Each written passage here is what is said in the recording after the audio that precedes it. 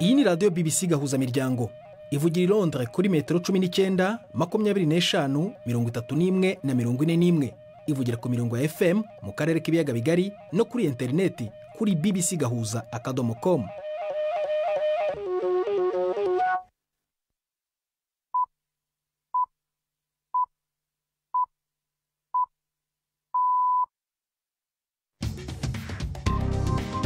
Ubu ni saa 10 n'igice ku isaha mpuzamahanga ya GMT, ni saa 12 n'igice ku masaha yo mu Rwanda no mu Burundi. Muri studio muri kumwe na Prudence Ngiyumva. Wewe hoteza amatwi BBC gahuza miryango aho uri hose kwisi, kaze kuri radio kuri bbcgahuza.com, kuri Facebook live mu buryo bw'amashusho no ku mirongo migufi ya shortwave. Dore ingingo z'ingenzi z'amakuru turambura mu kanya kuri uyu wa gatanu tariki ya 28 z'ukwa gatatu. Nyuma yaho u Rwanda rutangarije ko rucanye umubano n'igihugu cy'Ububirigi, ubu noneho urwego rw'igihugu rw'imiyoborere RGB rwatangaje ko runahagaritse imiryango mpuzamahanga yose niri imbere mu gihugu ifite aho ihuriye n'Ububirigi cyangwa andi mashami ayishamikiyeho. Minisitiri w'ingabo w'intebe muri Canada Mark Carney yavuze ko igihugu cye gikeneye kugabanya mu buryo bukomeye kwishingikiriza Leta Zunze Ubumwe za Amerika kubera ko itakira umufatanyabikorwa wo kwizerwa. Naho umuvugizi w'ingabo mu Burundi aremeza ko abasirikare babwo bitwaye neza ku rugamba muri Repubulika ya Demokarasi ya Kongo, ariko se kubinyeshyamba za M23 zimaze igihe zigarurira imijyi ikomeye mu burasirazuba ntibyerekana impinduka. Nagomba menyeshe yuko kuvyo navuze mu kwezi kwa mbere atakirahinduka, ingabo zacu zifashe neza, zarungitswe muri ico gihugu, kandi yuko abarundi atabwoba bogira babandanye imirimo yabo. Hari nabaza muganga n'imikino nk'uko bisanzwe kuri wa gatanu ya makuru yawe na Mark niyo nkuru.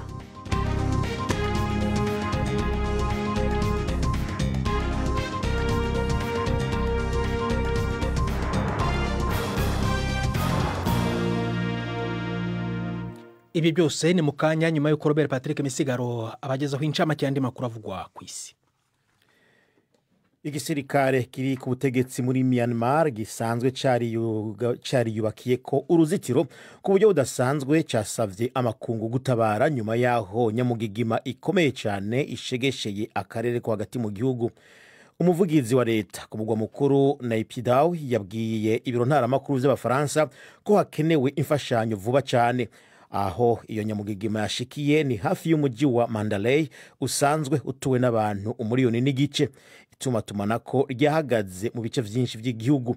Ikigo ca Leta Zunze Ubumwe za Amerika kigenzura inyifato y'isi cagabishije ko uturere twinshi dushobora kuba twakozwe ko cyane, kandi yuko abantu baharurirwa mu bihumbi bashobora kuba bapfuye.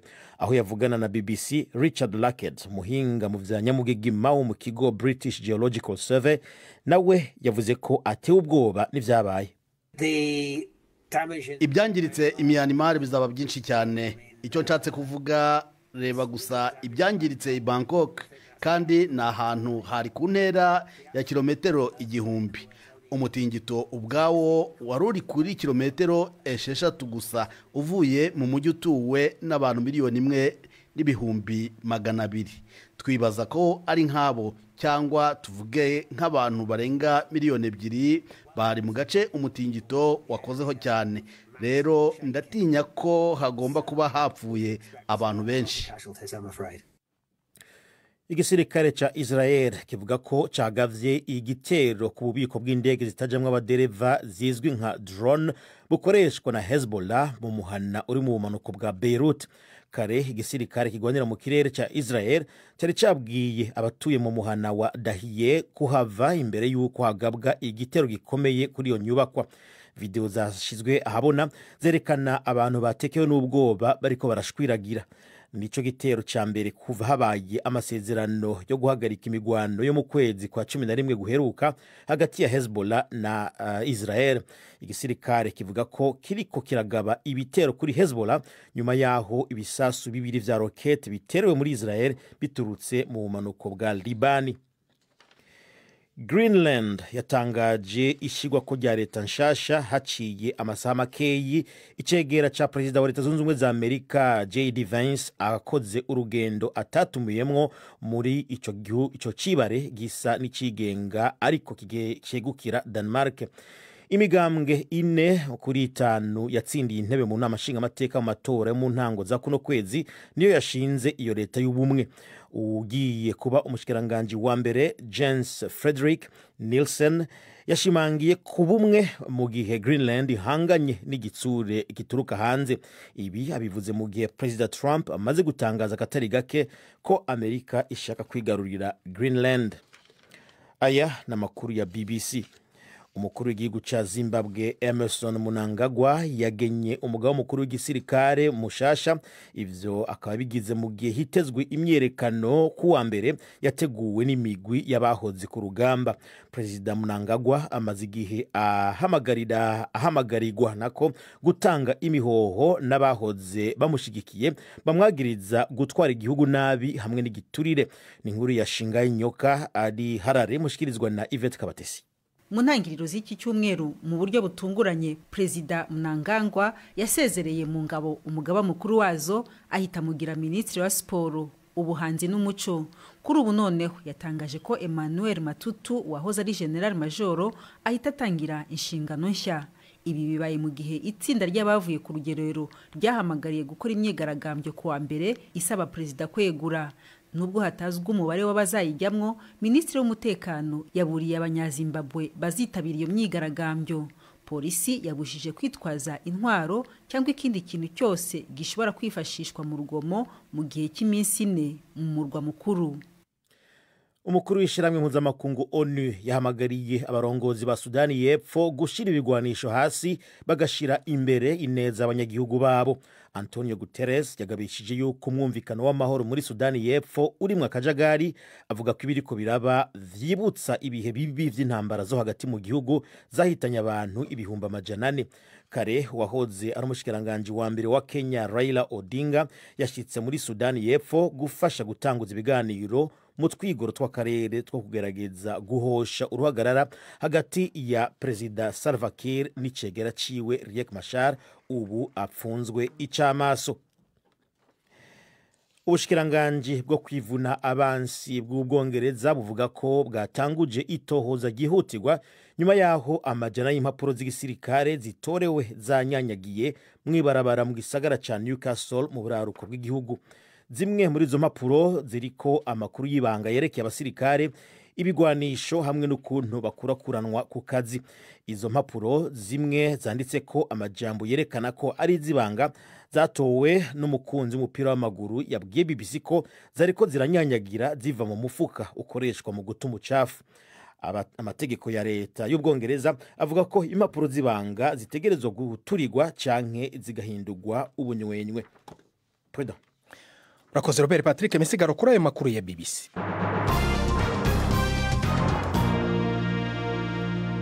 Ikaze ku makuru arambuye duhera mu Burundi aho umuvugizi w'ingabo yatangaje ko abasirikare babwo ngo bifashe neza ku rugamba muri Repubulika ya Demokarasi ya Kongo aho bagiye gufasha leta kurwana n'inyeshyamba z'umutwe wa M23. Ibi Gaspard Baratuza abivuze nyamara abarwanyi ba M23 bamaze igihe bigaruriye uturere twinshi mu burasirazuba bwa Kongo turimo n'ibigikomeye nka Bukavu na Goma. Byatangarijwe mu kiganiro n'abanyamakuru kuri uyu wa gatanu cyabereye mu ntara ya Rumonge hanagarutsweho ibindi bibazo mu zindi nzego z'ubuzima birimo nk'igitoro cyabuze mu gihugu. Jidasi Nkundimpundu yakurikiye icyo kiganiro ari Bujumbura atwoherereza inkuru. Bisa n'ivyamaze kuba umugenzo aho abavugizi b'inzego zitandukanye bagirana ibiganiro n'abamenyesha makuru hamwe n'abanyagihugu n'imiburiburi kabiri mu mwaka. Nta kibazo na kimwe kiba kibujijwe uhereye ku migenderanire hagati y'u Burundi n'ibindi bihugu ugaca ku bijanye n'umutekano, ubukene bw'ifumbire, inyuruzwa n'isesagurwa ry'amatungo ya leta, ingorane ziri mu butungane no mu bindi bisata. Ku ruhande rw'imigenderanire, abamenyesha makuru bashatse kumenya ingene abasirikare b'Abarundi barungitswe gufasha leta ya Repubulika ya Demokarasi ya Kongo bamerewe muri iki gihe umuhari M23 ugwanye leta ya Kongo uguma wigarurira uburere. Nta minsi nta kwezi kurahera adushikirije agashikiriza n'abarundi bose ko abasirikare bari mu gihugu kibanyi ca Kongo bifashe neza ku rubuga kandi ko tanzu iriko irasha. Yamara tukabona canke tukumva ko uyo mugwi ugwana mu gihugu ca Kongo wandanye ufata uturere tutari duke muri ico gihugu ca Kongo kandi tukabona umengo wegereza kumbibe z'igihugu cacu. mbega uno munsi inteko z'u Burundi mubona zifashe neza kuri urwo ruhande? Gaspard Baratuza avugira igisirikare cy'u Burundi yatanze inyishu.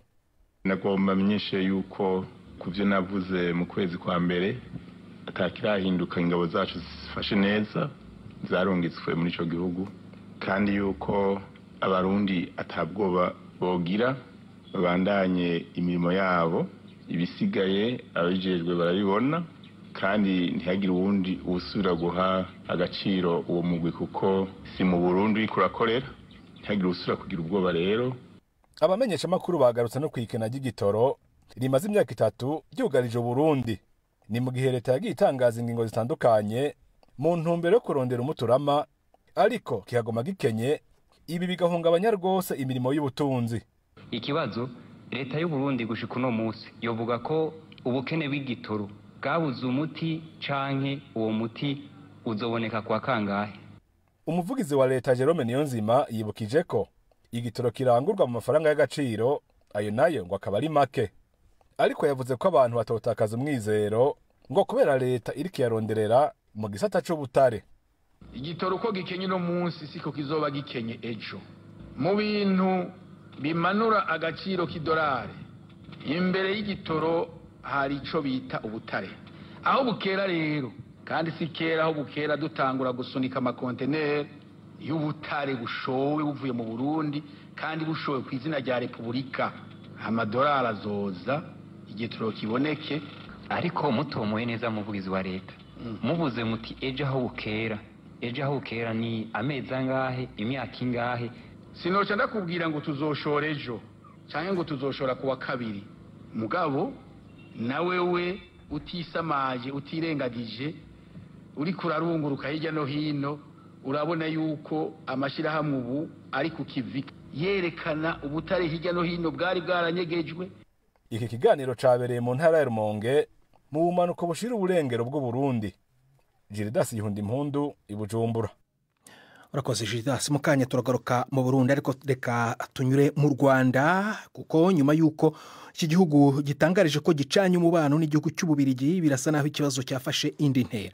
Ubu noneho urwego rw'igihugu rw'imiyoborere RGB rwatangaje ko ruhagaritse imiryango yose mpuzamahanga, yaba ikorera hanze n'iri imbere mu gihugu, ifite aho ihuriye n'Ububirigi cyangwa andi mashami ayishamikiyeho. RGB yavuze ko iki ari icyemezo gikurikira ihagarikwa ry'imibanire yo mu rwego rwa diplomasi yari iherutse gutangazwa na leta. Bibaye nyamara mu gihe muri uku kwezi kwa gatatu umuvugizi wa guverinoma y'u Rwanda yari yatangaje ko ibyemezo byo guca umubano n'Ububirigi byafashwe bireba gusa ibijyanye n'urwego rwa diplomasi, kandi ko nta ngaruka bizagira ku bigo bidafatanye isano nayo. Nkuru irambuye na Jean Claude Mwambutsi, Kigali. Itangazo rya risohowe n'ikigo cy'igihugu cy'imiyoborere RGB rivuga ko imiryango itagengwa na leta, yaba mpuzamahanga cyangwa imbere mu gihugu, ihagaritswe mu gihe yaba hari aho ihuriye n'igihugu cy'Ububirigi. Iki cyemezo kandi kinareba imiryango ishingiye ku myemerere, ari nayo ibarizwamo amadini. Itangazo rya RGB rivuga ko ibibujijwe ari imikoranire iyo ari yo yose n'igihugu cy'Ububirigi cyangwa umuryango ufitanye isano nabwo. Icyemezo gishya cy'u Rwanda kivuga ko amasezerano yose yaba yarabayeho agomba guhita aseswa. Inkunga zo mu bwoko bw'amafaranga cyangwa izindi mpano nazo zirabujijwe mu gihe zaba zifitanye isano n'iki gihugu. Uretse iri tangazo, nta mutegetsi w'u Rwanda uragira icyo avuga kuri iki cyemezo.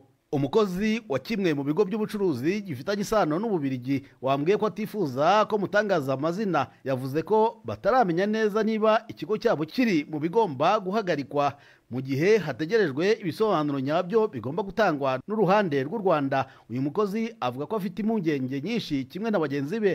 Urutonde rw'imiryango irebwa n'iki kibazo ntirurasobanuka, gusa mu gihugu hari imishinga myinshi nk'iy'uburezi, yo mu rwego rw'ubuzima ndetse n'indi yo mu rwego rw'imibereho myiza y'abaturage yahabwaga inkunga ikomoka mu Bubiligi. Ku itariki ya 17 z'uku kwezi nibwo u Rwanda rwari rwatangaje ko rucanye umubano n'igihugu cy'Ububirigi, ndetse rutegeka abadiplomate babwo bose kuba bavuye ku butaka bw'u Rwanda mu masaha 48. leta y'u rwanda ishinja ububirigi kubogamira ku ruhande rwa kongo mu bibazo by'ubushyamirane buvugwa muri aka karere.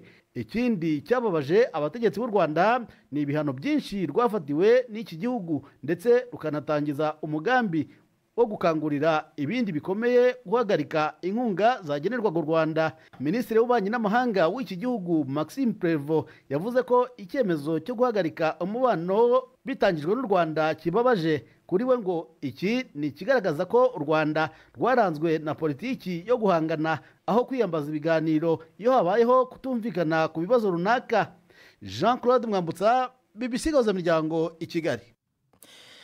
BBC Gahuzamiryango ni saa moya zibura iminota 15 mu Rwanda no mu Burundi. Mu kanya turagaruka ku makuru arambuye. Iyi ni BBC Gahuzamiryango yumvira no kuri bbcgahuza.com ndetse no kuri Kisura FM muri Uganda. Mu kanya turakomeza. Ni Prudence Ngiyumva.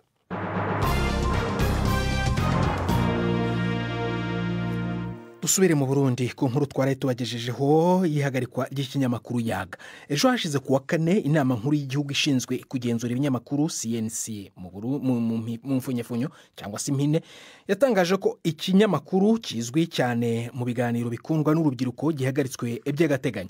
CNC ivuga ko iki kinyamakuru cyatangijwe n'ishyirahamwe Ajebudi cyakoresheje impapuro z'amagendo mu gusaba ibyemezo byo gukorera ku mugaragaro. None se kubera iki gihagaritswe ubu kandi kimaze igihe gikora ku mugaragaro? Ni ikibazo nabajije Esperance Ndayizeye, umuyobozi wa CNC.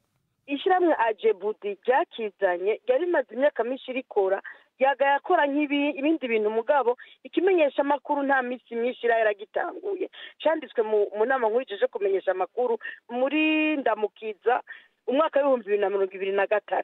Bisigura ko kitarakwiza n'imyaka ibiri. Ariko iyo myaka ikaba kabiri nayo ni igihe kinini. Icyo gihe batanga ibyangombwa icyo gihe muri 2023 ntabwo mwabitahuye ko izo mpapuro muvuga ko ari impimbano zari impimbano. Ikimenyesha makuru cyose kizanye ibyangombwa mu nama nkuru jeje kumenyesha makuru byose turabyakira tukabishira.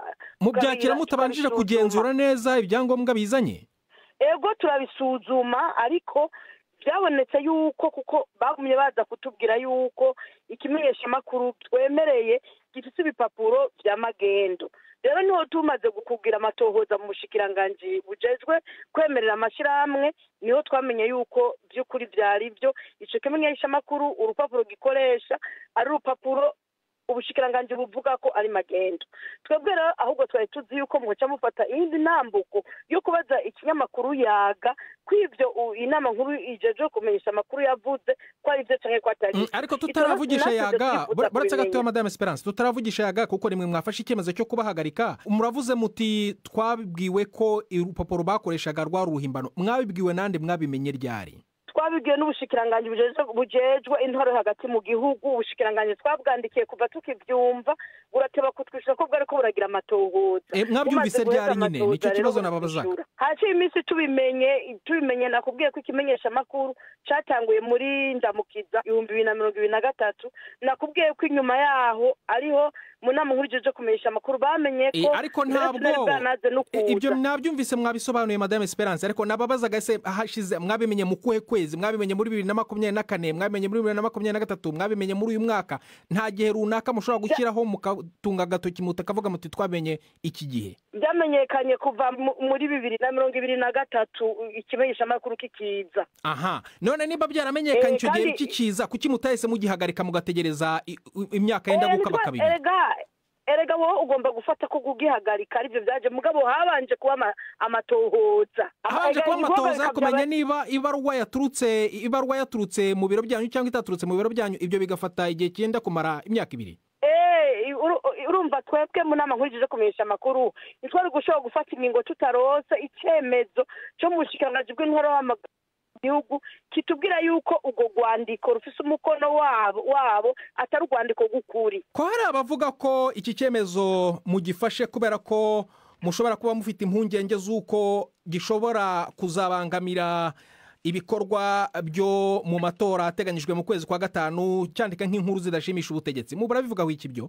oya umuntu avuga ibyo bintu n'umuntu atazi ko mu gihugu cyose icyo ari cyo cyose ku isi amategeko ategereza gukurikizwa nta kimenyesha amakuru cyangwa ishyirahamwe rishobora gukora ritari mu mategeko ibyo namwebwe nta gihugu na kimwe cyobyemera ko hagira abantu bakora biyadukiza batari mu mategeko icyo ni icya mbere icya kabiri ni ukuvuga ko amategeko haba mu matora haba mu gihe gisanzwe abandanya akora kandi icyo kimenyesha amakuru yaga ni kimenyesha amakuru novuga ni kininiya cyane ku buryo icyo gitera ubwoba abantu yuko icyo bangamira cyangwa kitubangamira ibyo nta n'ibirimo na gatoyi kandi agenda bamenyesha yuko icyo kimenyesha amakuru n'ejo mu gitondo kikazana urupapuro rwerekana yuko by'ukuri ari ikimenyesha amakuru cyanditswe ishyirahamwe ryakizanye ryanditse mu bushikiranganji bw'intore hagati mu gihugu twegosha tucugurura rero bihagaze kuri yaga ko yoza icemeza yuko by'ukuri ishyirahamwe ajebudi ryakizanye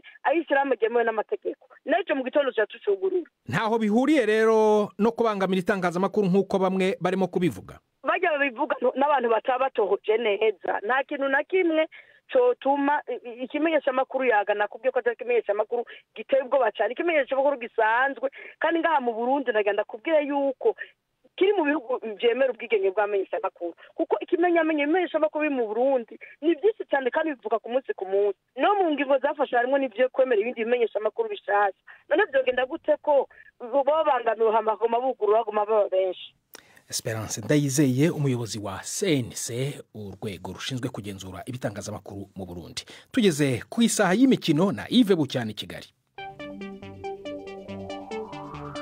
imikino kuri BBC gahuza miryango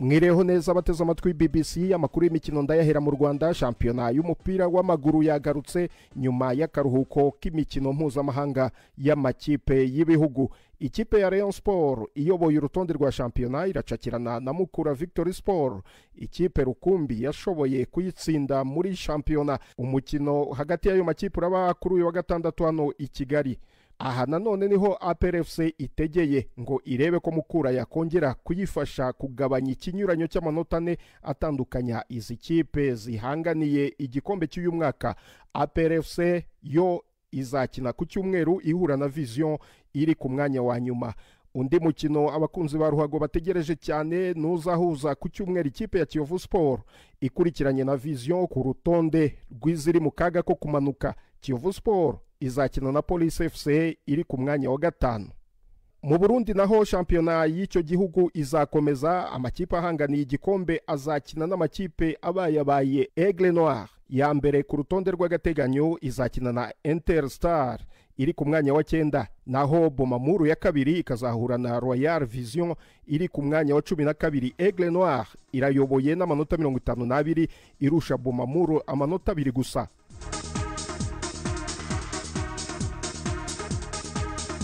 ku mugabane w'Uburayi Premier League shampiyona y'Ubwongereza yatangaje ko izafungura inshuro ebyiri isoko ry'igura n'igurisha ry'abakinnyi muri iyi mpeshyi kugira ngo bifashe Manchester City na Chelsea gusinyisha abakinnyi mbere y'igikombe cy'isi cy'amakipe mu Bwongereza kandi hazakinwa imikino ya kimwe cya kane y'igikombe cya FA mu mpera z'icyumweru kwa gatandatu umukino uzabimburira iyindi ku manywa y'ihangu ni Fulham izakira Crystal Palace iri mu bihe byiza kuko imaze gutakaza gusa imikino ibiri mu mikino 14 yose iheruka mu marushanwa atandukanye Brighton izakina na Nottingham Forest Brighton izabishaka kwihorera kuko mu kwezi kwa kabiri Nottingham yayisekuye ibitego 7 ku busa muri shampiyona ku cyumweru Preston North End yo mu cyiciro cya kabiri izakira Aston Villa nayo ihabwa amahirwe yo kuzakomeza muri kimwe cya kabiri hari kandi umukino hagati ya Bournemouth izakira Manchester City abaraguza umutwe mu Bwongereza baraha amahirwe Manchester City gutsinda uwo mukino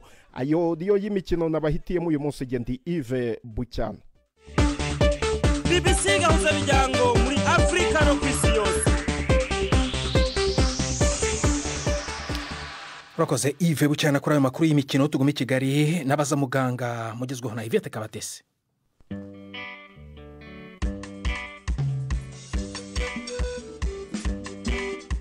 tariki 24 z'ukwezi kwa gatatu ni umunsi ngarukamwaka wo kurwanya igituntu ku isi. Ishami ry'umuryango w'abibumbye gita ku buzima rivuga ko indwara iza ku mwanya wa mbere mu ndwara z'ubwoko bwa infection ihitana abantu benshi ku isi.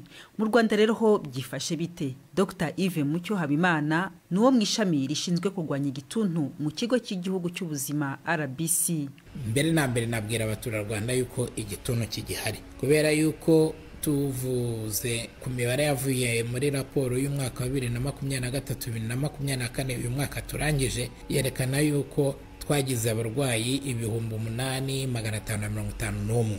Uwo ni umubare rero utari muto, kandi nk'uko usanzwe tubizi kuba ari indwara yandura, niba hari abantu bafite abarwayi 8,500 bafite indwara y'igituntu, bafite abandi bantu benshi cyane babana nabo cyangwa bahuye nabo mu buzima bwa buri munsi bashobora kuba baranduje niba baratinze kwisuzumisha ngo bavurwe. Indwara y'igituntu iracyahari.